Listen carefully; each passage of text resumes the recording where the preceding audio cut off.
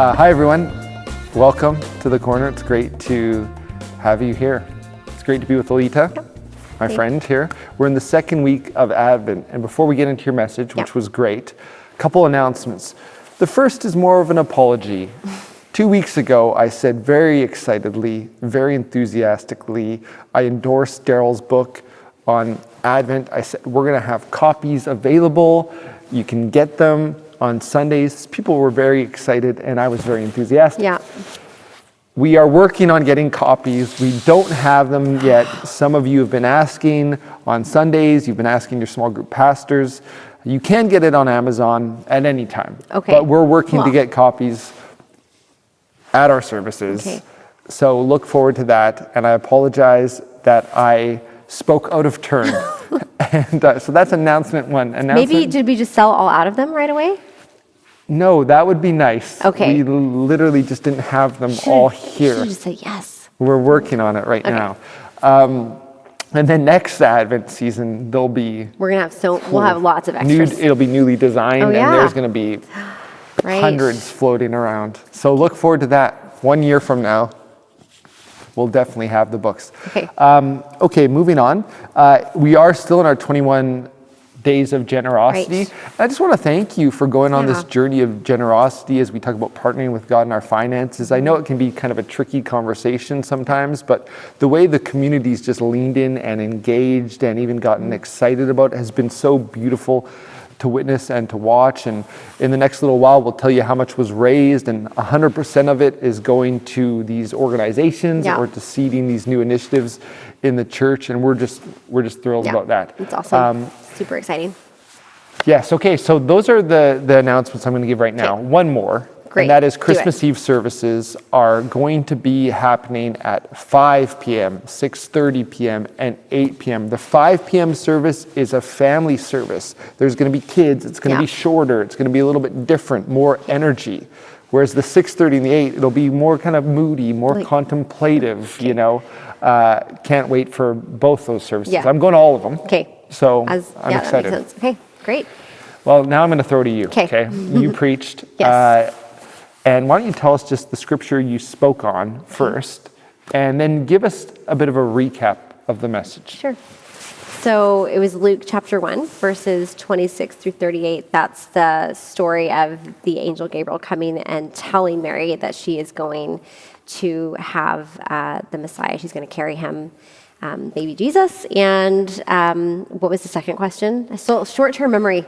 So that is the passage. That's the looking passage. At Mary's response, which I always think is very moving. Yes. This faith of a young girl. But you walked through three different types of responses she actually had. And I think if you read the narrative quick, or if you're overly familiar with it, you can miss actually there's different kind of movements in how she's responding. And so I thought that was really cool. And it's worthwhile for you to just kind of re-emphasize or unpack that again. Okay, great. Thanks for helping me with my forgetful memory. Okay, so we talked about three different responses, and I do think you have to move a little more slowly. This is why I love just like sitting in scripture, because you find things that you maybe would otherwise miss. But we find out that she started out, she was troubled, and then she asked Gabriel, the angel, some questions. And then ultimately, her response to it all is that she says, yes, like I am the Lord's servant. May it be unto me as according to your word. And so, like there's some beautiful movement in there. And I think, I was reading one commentary, and the guy said that Luke goes into such detail when it comes to Mary, and not just in this story, but like actually throughout the entire book, the entire book of Luke.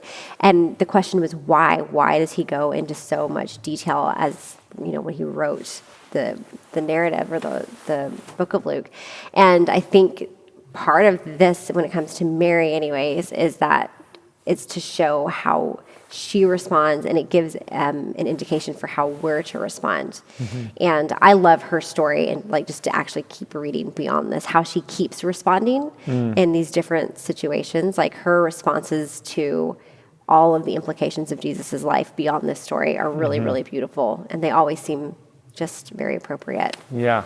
Talk to me, though, about this idea, like the angel goes, greetings, you who are highly favored. Right.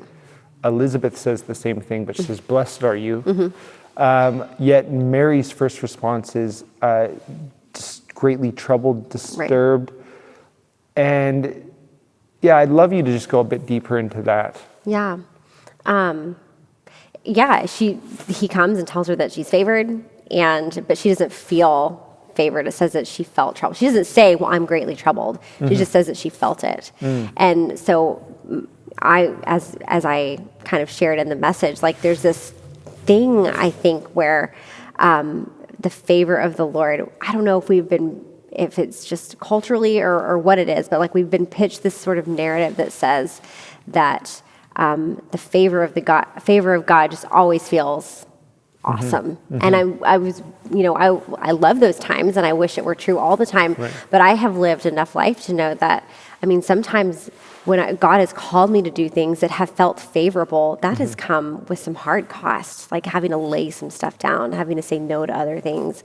Even our journey of moving here, we knew, I can say now, that was the favor of the Lord, that he would have moved us here. But at the time, it felt so painful. That was like 10 years ago, it'll be at the end of December, that he moved us here. And so anyways, we navigate that in the message for Mary of how she would have favor wouldn't have felt necessarily like favor. And even as it plays out in the rest of her life, God's favor messed up her life, but allowed her to participate in a miracle. Right. And she wouldn't, like, after she lived it out, of course, she would have never done it any other way. Right. She would have said yes every time. Right. But you don't know it. Like, you say yes in this, it's not blind faith. It's a faith that just trusts the Lord. It's faith based on reasons, or in her case, revelation. But it is this real step, or it's like believing in advance what might only make sense in reverse. When you look back, you go, oh, that actually was the favor, even though it messed up my life. I wonder, as we kind of like wrap up for, this chat, if you could just highlight a few other things I think that we can learn from Mary's response. Yeah.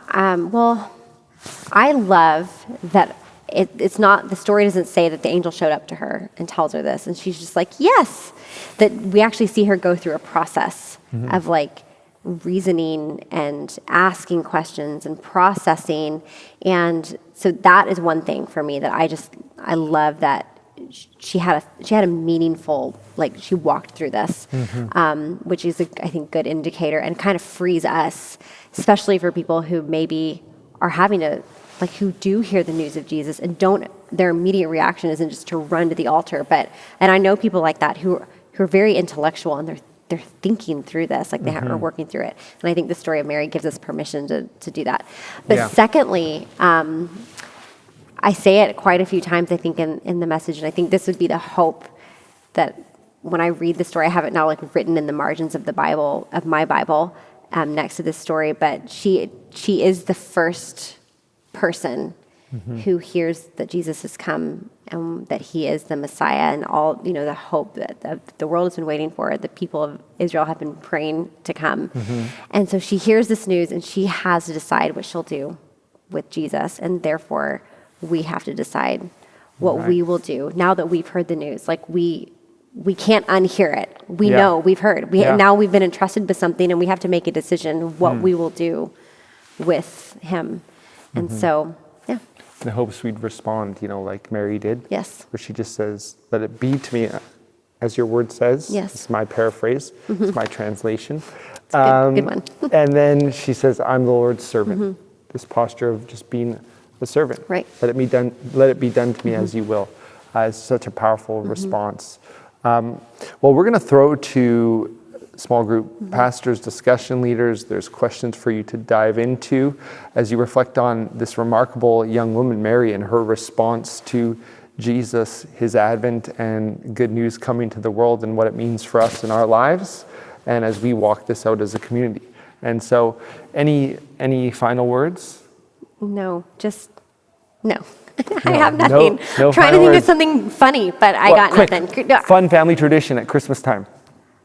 Gingerbread houses. We let our kids do gingerbread houses, and it's like a competition. Oh, wow. All That four of sounds them. like something that a small group could do at a Christmas party that they were going to host. Also, last year, we let our kids do the elf thing. We made spaghetti, and we did all the, did the syrup on top of it. From Will the Ferrell movie Elf, Will Ferrell. Yeah. Also a great movie reco. Yes. This is why you come to a small group. It's a great idea for your small group Christmas party, gingerbread house making contest, and great movie reco. Yeah.